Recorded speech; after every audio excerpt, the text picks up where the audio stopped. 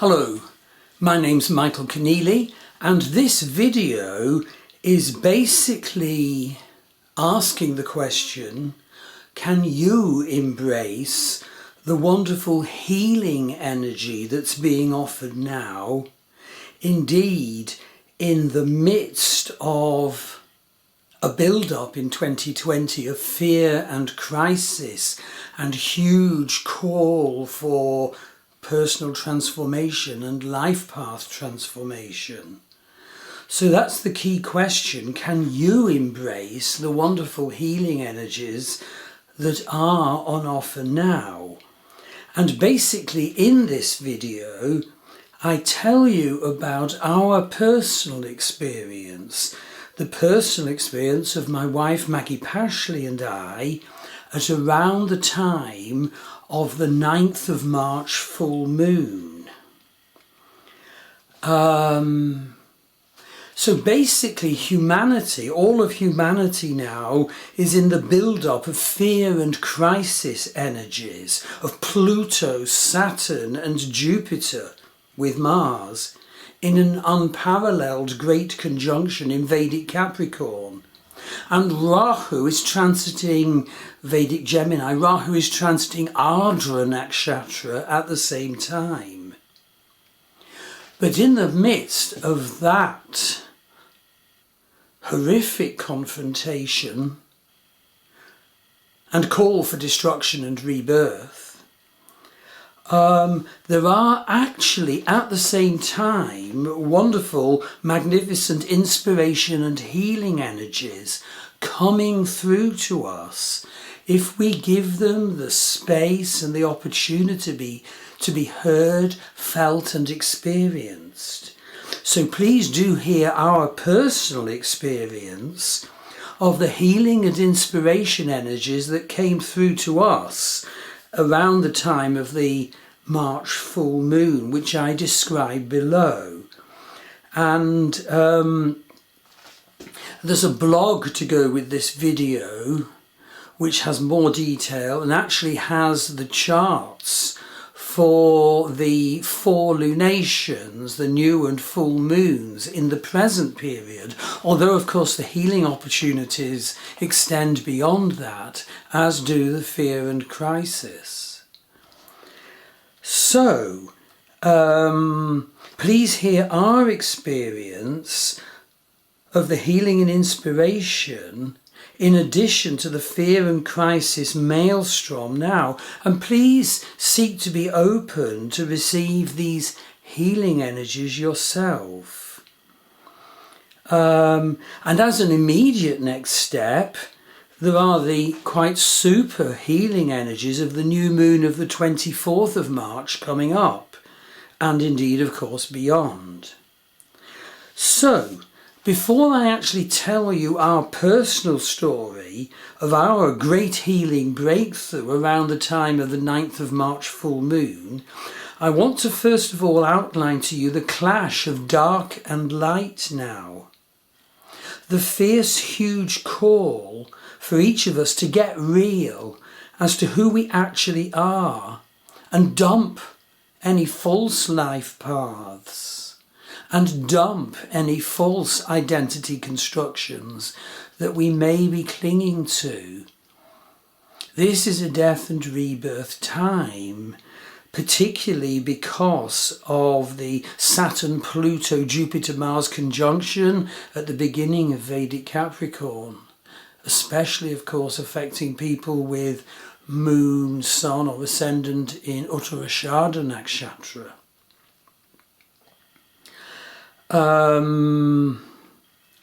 So you can have a look at my March 2020 newsletter that came out on the 1st of March with 6 parts, where I describe in detail the fear and crisis energies, and basically Pluto, Saturn and Jupiter have not been there in Vedic Capricorn since 1284, so this isn't a common phenomenon. It's not to be taken lightly. It is a big milestone in human evolution. And I also mentioned in the 6 parts of my March newsletter, Rahu, the North Node, transiting Ardra Nakshatra in Vedic Capricorn, and Ardra Nakshatra is ruled by Rahu.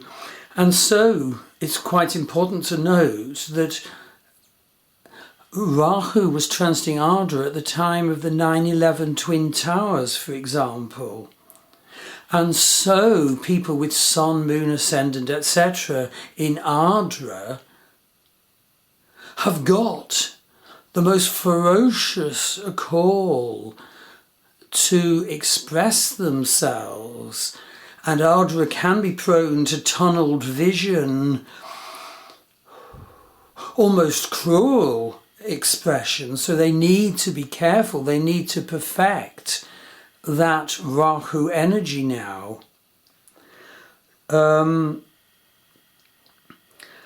And I'd like to say, before I mention our personal experience, it's really important to note that the coronavirus is producing lockdown around the world. It's just hit us here in Ireland in the last couple of days, last 3 days or so, and everything seems to be shutting down.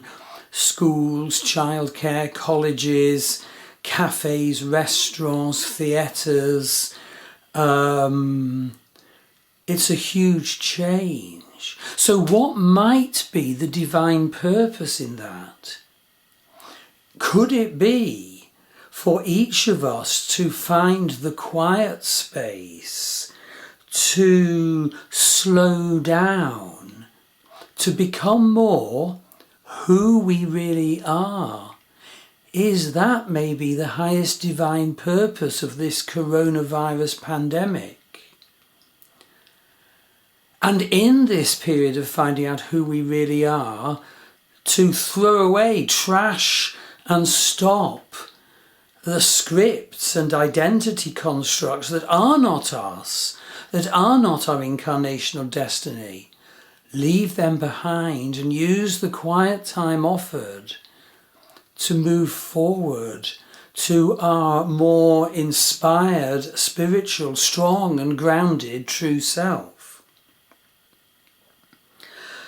Right, so as I said in the March newsletter, at the same time as these ferocious crisis transformation energies, there are huge healing and inspiration energies as well. And I pick out 3 in particular. Chiron Square, the nodal axis.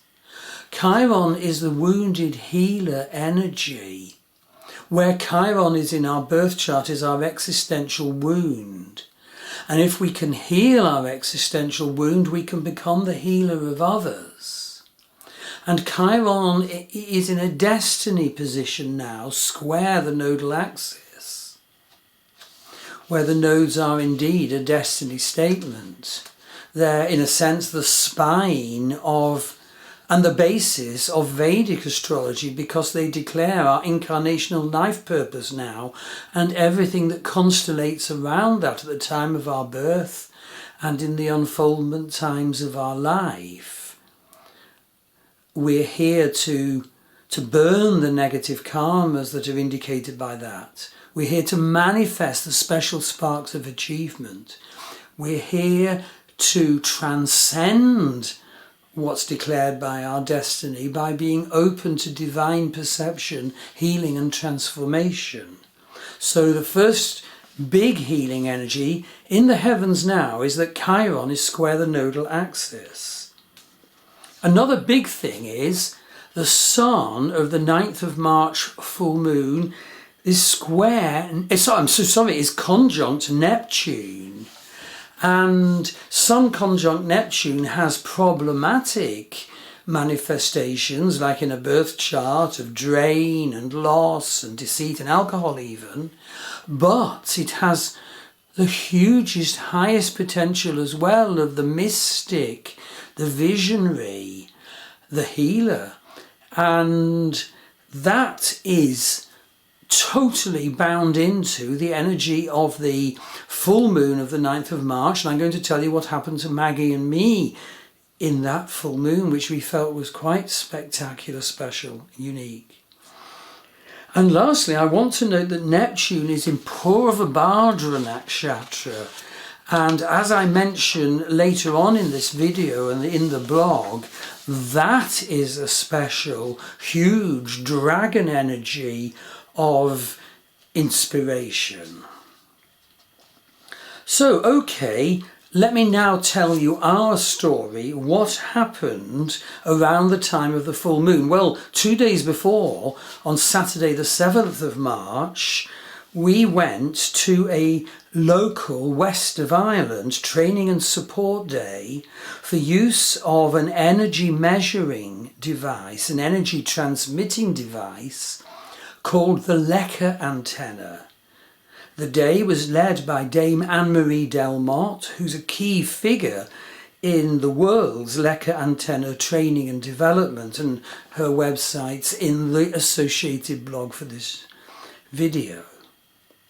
And I want to say that this day fits into the truly wonderful healers community that we are so grateful to be part of in Sligo and surrounding areas in the northwest of Ireland. And it's centrally underpinned by the monthly wonderful healer fairs organised by Claire Louise Nifton.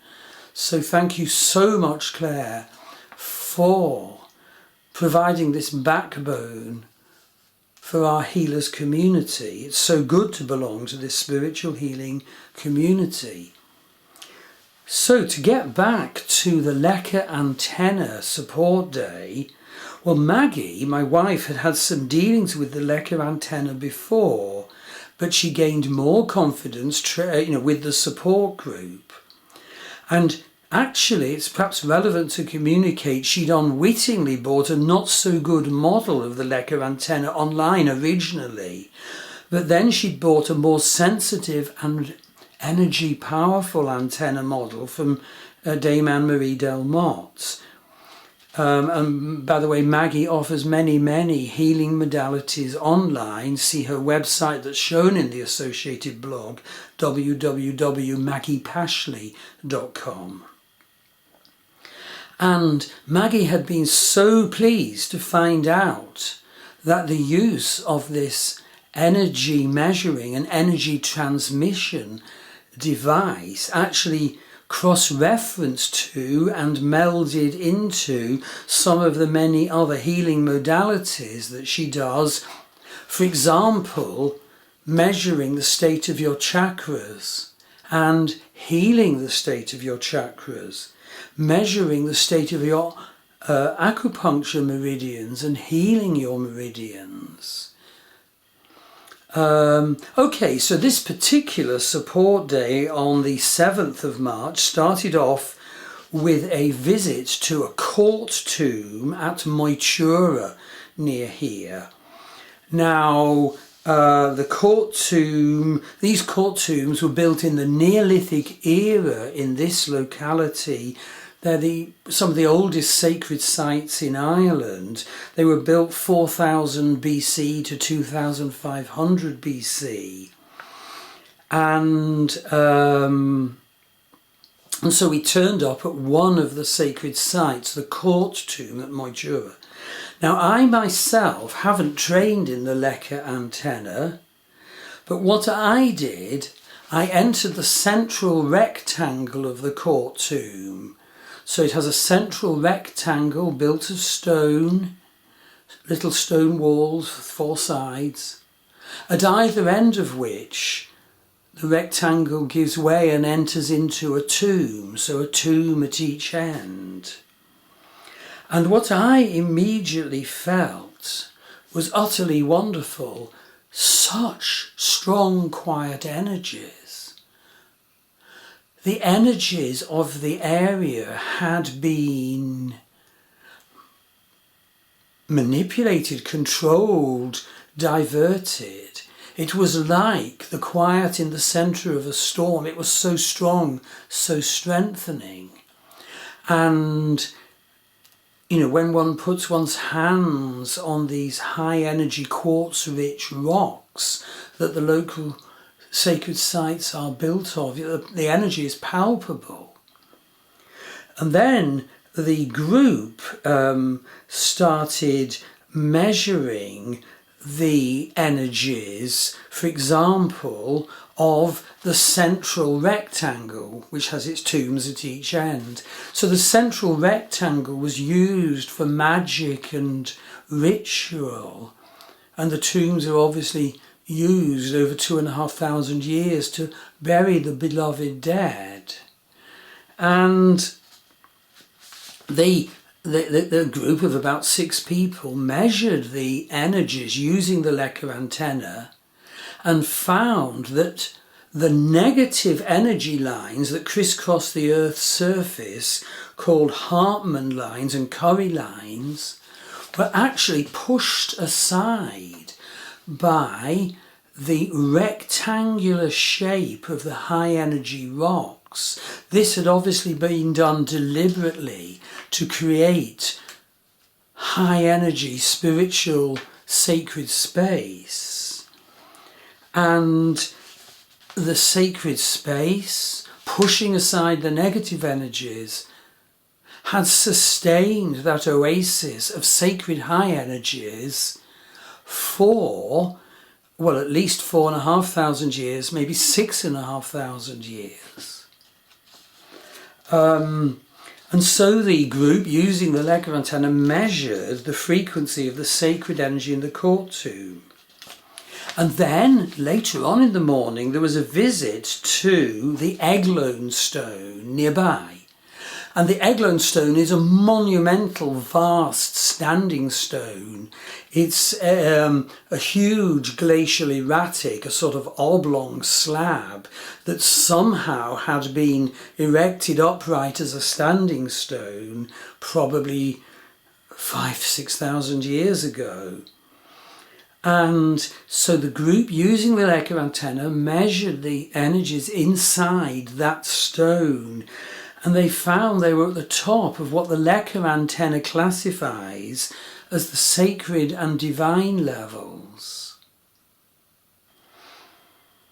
This is what those people valued and benefited from and were healed by. Okay, and in the afternoon, the energy was using the Lecker antenna to detect underground running water, and that was done at Slish Wood by Loch Gill. And Loch Gill, by the way, was a great inspiration point for W.B. Yeats in his poetry. He wrote The Stolen Child there, and a little bit further up the shore he wrote The Lake Isle of Innisfree, the tale of Wandering Angus just across the lake. He and Lady Gregory did sacred energy land measurements, which were part of what was called the Celtic Revival. And fascinatingly, the last time that Jupiter and Ketu were in Vedic Sagittarius, Jupiter's just moving out of Vedic Sagittarius, but the last time the two of them were there were at the end of the 19th century, when W.B. Yeats, Lady Gregory, A.E., Ella Young and so forth were contacting the ancient wisdom and magic and divine perception of the Tuatha De Danann. And at the same time in England and Wales, the Theosophists were developing their system. So all that is coming for revival now from the start of 2020. And incidentally, I run tours to these places round where we live, Sacred West of Ireland tours. So have a look at the tours page on my Druid Forest School website. You can book in, you can choose one of 9 tours, and I started them at the beginning of last year, 2019, and the vision work and the earth energy connection and the geomantic perceptions and studies have been absolutely incredible. I want to do some reports, well, particularly on one I did to Ben Bulben a couple of weeks ago that was very dramatic. So do have a look at my tours page on my Druid Forest School website. But my personal connection with the exceptional breakthrough healing energies of the full moon of the 9th of March actually came in 2 days after the work with Dame Anne-Marie Delmotte, which I've just mentioned, on the actual day of the full moon, on the evening of Monday, the 9th of March. And what Maggie did, she did what's called a balancing of myself, using the Lecker antenna. So she used the Lecker antenna to read my body energies, cross-referencing to chakras and acupuncture meridians, for example. And she started off by measuring my total wellness healing level on an energy measuring scale called the Bovis scale. And the result wasn't good. But the point is, and this ties in with the healing energies offered by that full moon, and you can see the chart of it in the blog, because the charts of the four lunations of this period are all at the end of the blog. It's all to do with Chiron Square, the nodal axis, but more than that, the sun of the full moon was conjunct Neptune, and more than that, it's all listed in the blog, and I'll mention it. But it came through for me because after Maggie had done the Lecker antenna balancing, which can be done online as well as face-to-face, my healing measurement level on the Bovis scale was doubled. And I couldn't believe it. I walked away from the treatment room and